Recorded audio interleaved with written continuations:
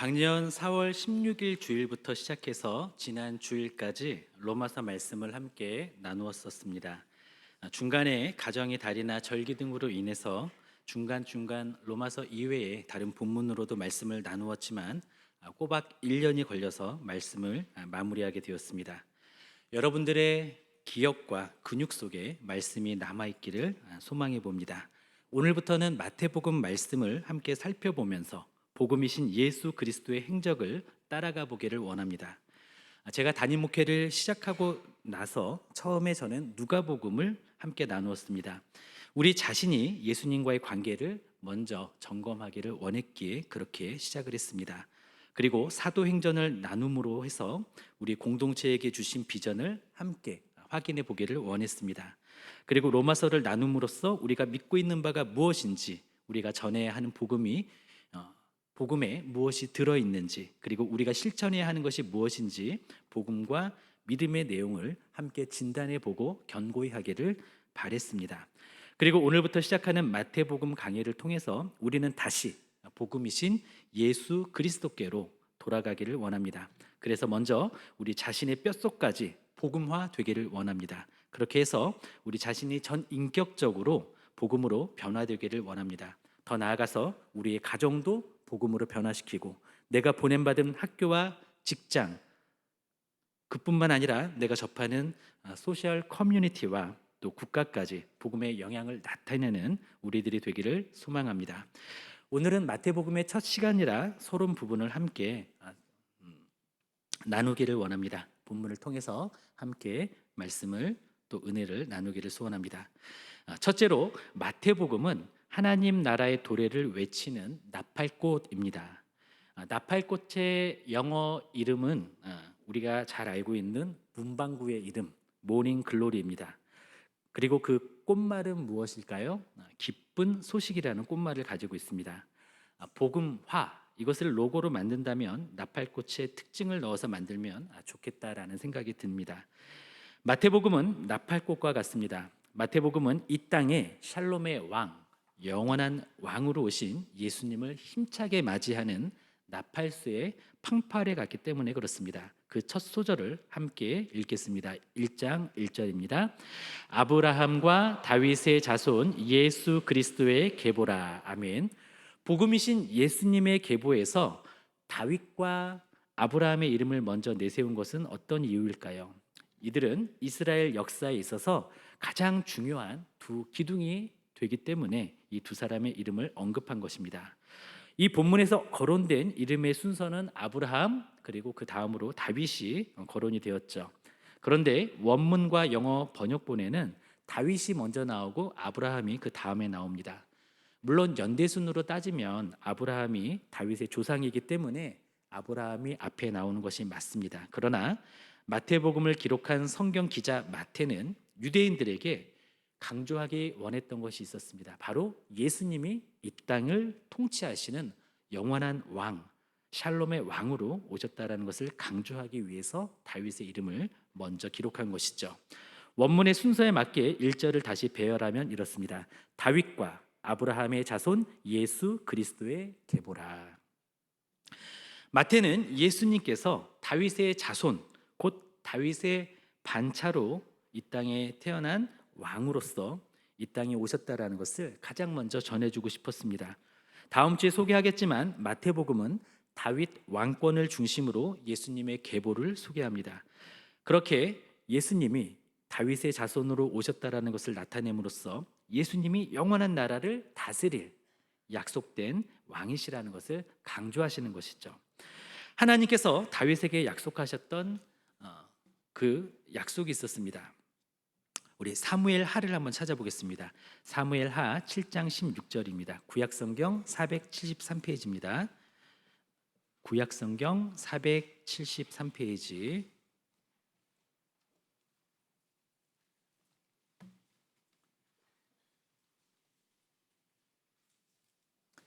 사무엘 하 7장 16절입니다. 같이 읽겠습니다. 내 집과 내 나라가 내 앞에서 영원히 보존되고 내 왕위가 영원히 견고하리라 하셨다 하라. 여기서 말하는 너는 바로 다윗을 말하죠. 그래서 다윗의 왕위가 영원히 견고하리라 이렇게 말씀하시는 것입니다. 이스라엘 민족이 국가를 형성하기 위해서는 영토, 즉 땅이 있어야 했습니다. 하나님께서는 그들을 나라로 세우시기 위해서 가나안 땅을 약속하신 바가 있으셨죠. 그렇게 해서 그들이 애굽에서 이스라엘 민족이 노예 생활을 했었지만 하나님께서는 출애굽이라는 것을 통해서 그들을 애굽에서 탈출시켜 주셨습니다. 그리고 대장정을 거쳐서 가나안 땅에 도착을 합니다. 그리고 여호수아 시대에 정복 전쟁이 시작이 되죠. 그리고 여호수아 당대에 대부분의 땅을 정복을 합니다. 그런데 사사 시대가 지나도록 가나안 땅의 완전한 정복은 이루어지지 않았습니다. 그런데 다윗 시대에 이르자 비로소 가나안 땅은 완전히 정복이 됩니다. 하나님을 대리하여 통치하는 왕 다윗은 그 땅에 하나님의 주권을 날마다 선포했습니다. 하나님은 그런 다윗에게 그 왕위가 영원히 견고할 것이라고 약속을 하십니다. 그리고 그것은 다윗의 후손으로 오시는 예수 그리스도를 통해서 성취가 됩니다. 나라의 3요소, 국가의 3요소가 무엇입니까? 국민, 주권, 영토이죠. 아브라함의 자손인 이스라엘 민족은 가나안 땅을 정복함으로써 영토를 얻었습니다. 그리고 그곳에 하나님의 주권을 나타내었습니다. 민중의 주권이 아니라 국민의 주권이 아니라 하나님의 주권을 나타내었죠. 그러므로 가시적인 이스라엘 나라는 하나님 나라의 표본이 됩니다. 그리고 하나님의 나라는 다윗의 후손으로 오신 예수님의 초림으로 이 땅에 임하게 됩니다. 예수님께서는 사단에게 굴복하여 죄와 고통으로 신음하던 영혼들에게 그리고 이 지상의 나라에 살고 있는 사람들에게 오셔서 귀신들을 축출하시고 천국 복음을 전하십니다. 그럼으로써 하나님의 나라의 임함을 알리셨던 것이죠. 그리고 예수님께서는 곧 영광으로 다시 오실 것입니다. 그날에는 사탄의 머리는 우리의 발 아래에서 상하게 될 것이고 하나님의 주권 아래에서 모든 영혼들이 무릎을 꿇고 주님께 영광을 돌릴 것입니다. 우리는 다시 오실 주님의 길을 예비하며 아침마다 주님의 영광과 주권을 외치는 복음의 나팔수 모닝 글로리의 삶이 되기를 예수님의 이름으로 소원합니다. 두 번째로 마태복음은 축복의 강가에 핀 야생화입니다. 마태복음은 모든 사람에게 미치는 축복의 강가에 흐드러지게 핀 야생화와 같습니다. 예수님은 다윗의 후손일 뿐만 아니라 아브라함의 후손으로 오셨습니다. 아브라함은 누구이죠? 온 이스라엘의 조상이죠. 하나님께서는 아브라함을 부르시면서 그를 통해 이루실 일들을 알려주십니다. 우리 이번에는 성경의 첫 번째 책 창세기로 가서 12장 1절에서 3절까지 함께 보시겠습니다. 구약성경 14페이지입니다. 창세기 12장 1절에서 3절까지입니다.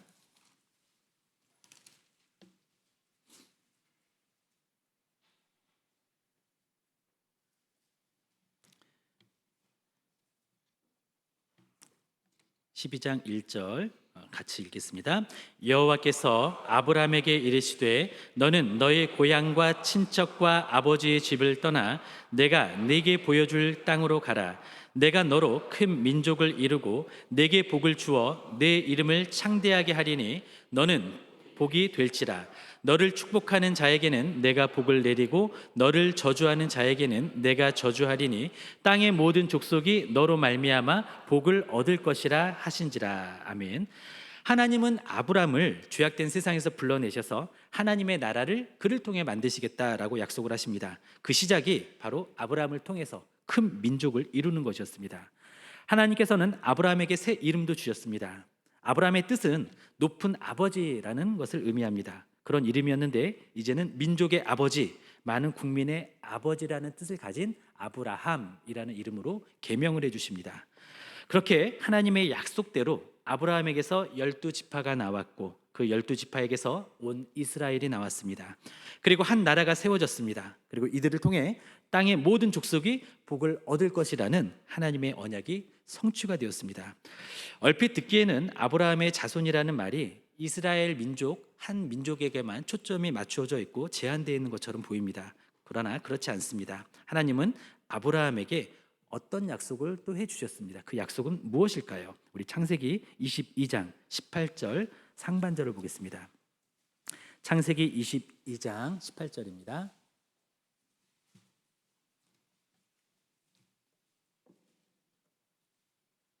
같이 읽겠습니다. 또 내 씨로 말미암아 천하 만민이 복을 받으리니. 아멘. 아브라함의 후손으로 말미암아, 내 씨로 말미암아 누가 복을 받는다고요? 이스라엘 민족만 복을 받는다고요? 아니죠. 천하 만민이 복을 받는다라고 말씀합니다. 우리는 땅의 모든 족속이 아브라함으로 말미암아 복을 받게 된다라는 이 약속의 말씀을 기억해야 합니다. 그리고 복음은 단지 이스라엘의 것이 아닌 온 세상을 위한 것이라는 것도 우리는 각인해야 합니다.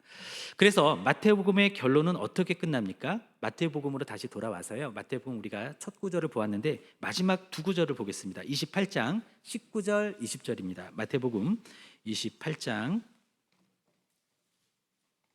19절 20절 신약성경입니다. 신약성경 52페이지 함께 찾아보겠습니다. 암송하시는 분들은 암송하시면 좋겠네요. 28장 19절 20절 같이 읽습니다.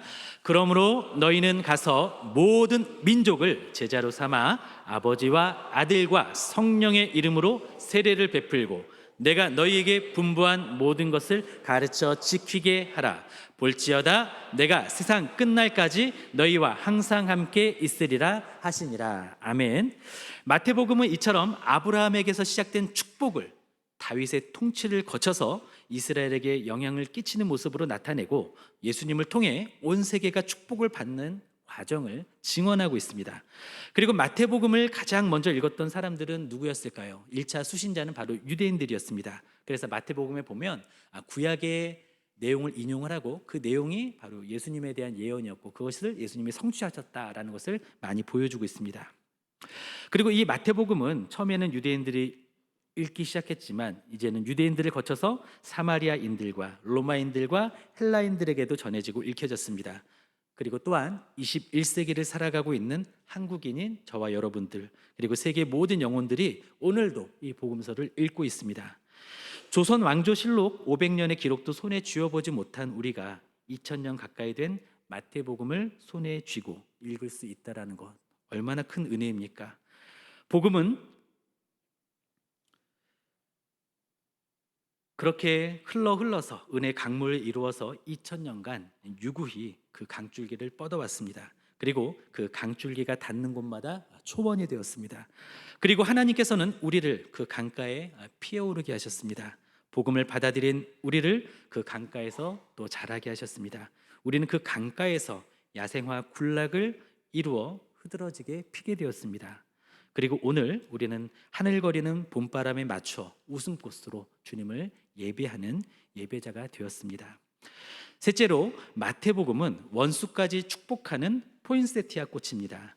베들레헴의 별 모양 잎을 가진 포인세티아는 수십 년 동안 대강절과 성탄절의 중요한 장식이 되어 왔습니다. 이 꽃의 꽃말은 축복입니다. 우리가 크리스마스 때도 우리 교회에서도 사용을 하는데 붉은 이파리 모양을 붉은 잎을 가지고 별 모양을 가진 꽃 있지 않습니까? 그것이 바로 포인세티아입니다. 이 꽃의 꽃말은 축복인데요. 미국의 어느 목사님은 포인세티아와 함께한 자신의 그 가족의 전통을 기쁘게 이야기를 합니다. 우리 어머니는 여름 내내 그 꽃들을 키우고 10월에 옷장 안에 넣곤 했습니다. 12월 초 어머니가 그 꽃을 다시 빼내면 아름다운 붉은 꽃들이 되어 있었습니다. 포인세티아 꽃은 그리스도의 부활을 잘 나타내 줍니다. 다 자란 포인세티아는 꼭 어두운 곳에 보관해야 합니다. 저에게 이 꽃이 주는 메시지는 누군가에게 무슨 일이 일어나더라도 그리스도는 거기에 있다라는 것입니다. 사복음서의 첫 번째 복음서인 마태복음은 아브라함과 다윗의 자손 예수 그리스도의 계보라는 말씀으로 시작을 하죠. 우리는 여기에서 기록되지 않은 이름을 짚고 넘어가면 좋겠습니다. 그 이름은 바로 마태입니다. 마태는 예수님의 12 제자 중 한 사람으로서 성령의 감동으로 마태복음을 기록한 성경 기자입니다. 마태라는 이름의 뜻은 여호와의 선물이라는 뜻입니다. 그리고 그의 본명은 레위입니다. 그의 본명으로 우리가 알 수 있듯이 그는 레위 지파의 사람입니다. 그는 하나님을 예배하는 예배자의 삶을 살아야 하는 제사장이 되어야 했었습니다. 그러나 그는 하나님을 예배하는 제사장이 아니라 만몬신, 즉 돈을 숭배하는 세리의 삶을 살았었습니다. 상상력과 과장을 좀 보태자면 목사나 전도사가 될 사람이 사채업자가 되어서 살아왔다라는 것이죠. 그러면서 돈을 추구했다라는 것이죠. 그러던 어느 날 그는 예수님의 부르심을 받습니다. 우리 마태복음 9장 9절에서 11절까지 함께 읽겠습니다. 마태복음 9장 9절에서 11절입니다.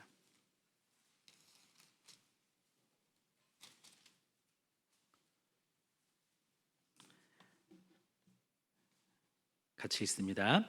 예수께서 그곳을 떠나 지나가시다가 마테라 하는 사람이 세관에 앉아 있는 것을 보시고 이르시되 나를 따르라 하시니 일어나 따르니라. 예수께서 마태의 집에서 앉아 음식을 잡수실 때에 많은 세리와 죄인들이 와서 예수와 그의 제자들과 함께 앉았더니 바리새인들이 보고 그의 제자들에게 이르되 어찌하여 너희 선생은 세리와 죄인들과 함께 잡수시느냐. 아멘. 예수님은 세관에 앉아 세금을 거두어 드리던 마태를 제자로 부르십니다. 그리고 그의 집에 들어가 앉으셨습니다. 죄악된 삶에 주저앉았던 그를 일으키시고 그의 삶의 중심에 왕으로 좌정하셨던 것이죠. 마태는 그렇게 해서 예수님의 제자가 되었습니다. 하지만 그는 유대인들에게 멸시와 배척을 받았던 세리 출신이었습니다. 당시 유대인들은 로마의 식민 지배를 받고 있었습니다. 세리들은 로마 정부의 앞잡이가 되어서 무리하게 동족의 세금을 거둬들였습니다. 그리고 로마에 바쳤습니다. 그리고 그 과정에서 많은 이익을 취했습니다. 유대인들은 세리들을 기생충처럼 취급을 했고 창녀처럼 여겼습니다. 세리들은 동족의 고혈을 빨고 있었고 돈을 위해 영혼을 팔았기 때문이죠. 마태도 그런 취급을 당했던 세리 중 한 사람이었습니다.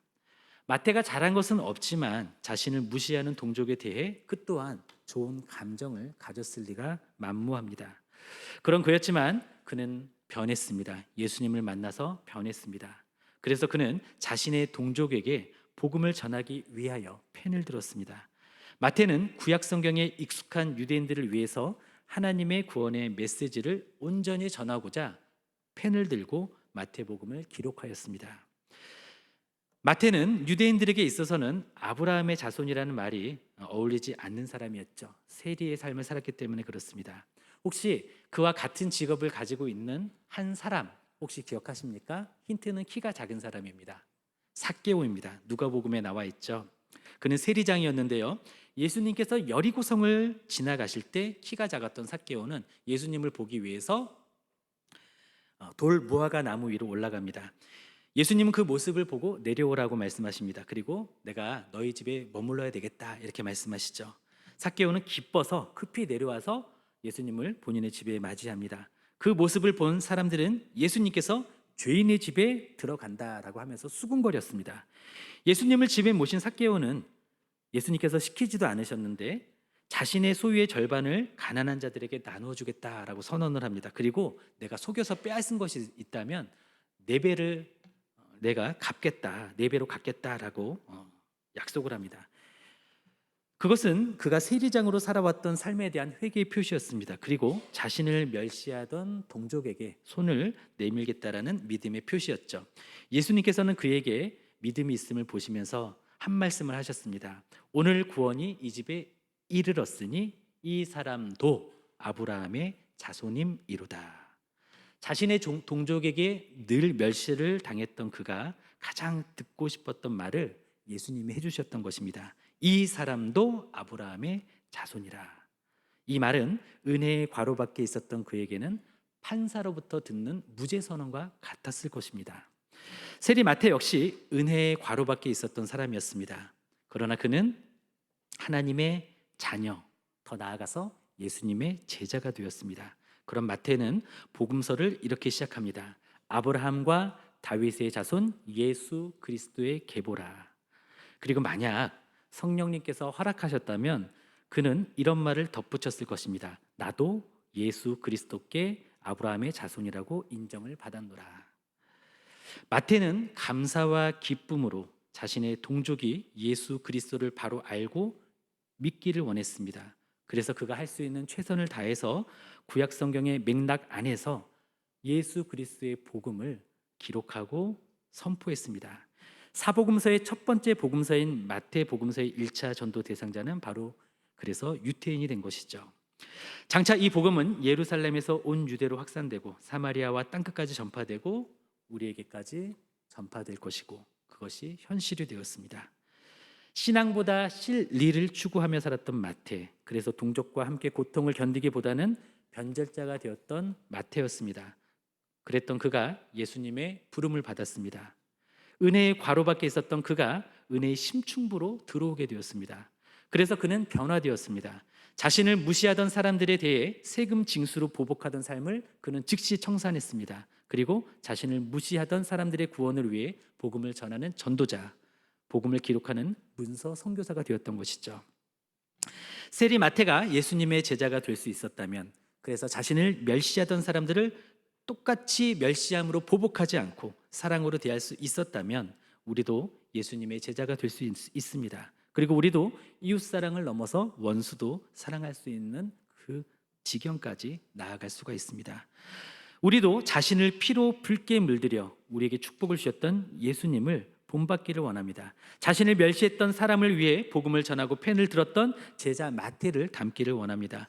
어둠 속에서도 시들지 않고 붉은 옷으로 갈아입은 포인세티아의 꽃말처럼 어두운 환경과 어두운 관계 속에서도 그리스도의 사랑과 축복을 나타내는 우리들이 되기를 원합니다. 바라기에 우리 모두는 축복의 꽃 포인세티아가 되어 모든 이들에게 복음을 전하기를 원합니다. 기쁜 소식을 전하는 모닝 글로리가 되어서 하나님의 주권을 선포하고 주님께 영광을 돌리기를 원합니다. 유유히 흐르는 은혜의 강가에 흐드러지게 핀 야생화가 되어서 축복의 통로 그리고 참된 예배자가 되시기를 원합니다. 그렇게 우리 모두가 복음화가 되시기를 예수 그리스도의 이름으로 축원드립니다. 기도하시겠습니다.